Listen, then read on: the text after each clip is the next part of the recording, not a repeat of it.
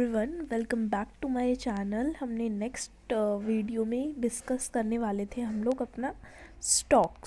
Purchase sales return, purchase return ये हम पहली वाली वीडियो में डिस्कस कर चुके हैं। ठीक है।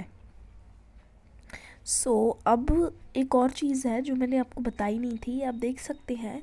अ term sales include both cash and credit. तो ये इंपॉर्टेंट है। आई एम रियली सॉरी, मैंने आपको पहली वाली वीडियो में बताना मैं शायद भूल गई थी। आई थिंक सो, इसलिए आपको पता नहीं चल पाया होगा, बट सेल्स का ही याद रखना। स्टॉक पढ़ना है हमें। स्टॉक क्या होता है हमारा? The term stocks include the value of those goods which are purchased for reselling and which are lying unsold at the end of accounting period. Accounting period में जो चीज़ें हमारी बच जाती हैं, जो कि रीसेल के लिए हम नेक्स्ट अकाउंटिंग पीरियड में यूज़ करते हैं, उनको हम बोलते हैं स्टॉक। अब हमारे स्टॉक जो होती हैं दो तरीके की होती हैं, opening stock and closing stock. So यहाँ पे टर्म्ड ओपनिंग स्टॉक होता है हमारा value of goods lying unsold at the beginning of accounting period, whereas the closing stock at the end of. मतलब जब हम अकाउंटिंग पीरियड स्टार्ट कर रहे हैं तब जो हमारी रीसेल के लिए होती हैं उन्हें बोलते हैं ओपनिंग स्टॉक, एंड जो हमारी एंडिंग के लिए होती हैं उन्हें हम बोलते हैं क्लोजिंग स्टॉक। इन्वेंट्री क्या होती है? In case of manufacture there are be opening and closing inventory of 4 types. Inventory of raw material, फिर क्या होता है work in process, then finish products and then sold to the traders. ठीक है। सो ये वाला भी बहुत इंपॉर्टेंट होता है हमारे 4 टाइप्स की। पहले तो रॉ मटेरियल में होते हैं, फिर प्रोसेसिंग करी जाती है, फिर उनको एक फिनिश प्रोडक्ट्स में बनाया जाता है, एंड देन हमारा ये ट्रेडर्स को चला जाता है, सेल कर दिया जाता है। Calculation of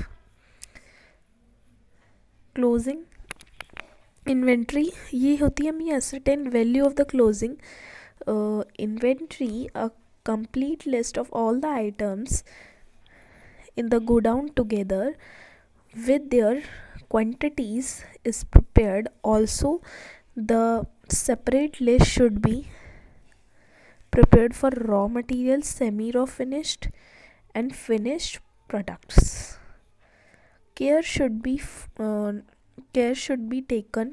The following goods are not required in the list of inventory: goods which have been unsold but remain undelivered, goods purchased and received but which are not been recorded in the books of purchase book, should be included in the goods sent to the customer or sales return basis, goods sent to the agent for sale but remain lying with them and unsold. Next देखते हैं हम लोग इनका differentiation क्या होता है। Differentiation यही है, हमारा स्टॉक होता है जो कि वैल्यू ऑफ गुड्स होती है जो हमारी रीसेल के लिए हम अगले अकाउंटिंग पीरियड में रखते हैं। बट हमारा रेवेन्यू क्या होता है? रेवेन्यू एक वाइड टर्म है। किसके लिए? स्टॉक के लिए एक बड़ी टर्म होती है हमारी इन्वेंट्री। इन्वेंट्री जो है वो बड़ी टर्म होती है जो कि 4 चीज़ों को इंक्लूड करती है। Inventory of raw material, inventory of semi finished goods and inventory of finished goods. फिर आती है हमारी इन्वेंट्री ऑफ स्टॉक्स। ठीक है। तो अगली वीडियो में हम डिस्कस करने वाले हैं गुड्स से डिस्कस करेंगे हम लोग, फिर हमारा चैप्टर जो है ख़त्म हो जाएगा। सो हम ट्रेड रिसीवेबल्स बता देती हूँ मैं आपको जल्दी से। ट्रेड और receivables and payables. Trade receivables हमारी वो होती हैं जो अमाउंट हमें रिसीव करी जाती है किसी भी सेल ऑफ गुड्स से by the company in the normal course. ये जो होती है इंक्लूड करती है both debtors and bills receivable. Trade receivable है तो डेबिटर होंगे, हमेशा याद रखना है BR//DR। डेबिट्स हमारे वही होते हैं, प्रेजेंट करते हैं those person or firm to whom goods have been sold or the service rendered on credit. Bills receivable क्या होते हैं हमारे, जिसके अंदर हमारे पास वही आता है BR/CR, इसके अंदर हमारे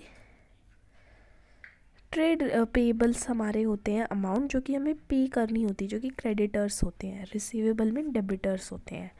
सो इस वीडियो के लिए बस इतना ही. नेक्स्ट वीडियो में हम लोग गुड से स्टार्ट करेंगे. सो stay tune with it. And वैसे तो हमारे सिलेबस में 26 तक ही है, बट हम ये 37 तक डिस्कस करेंगे नेक्स्ट वीडियो में. So stay tune with it. Bye bye, take care.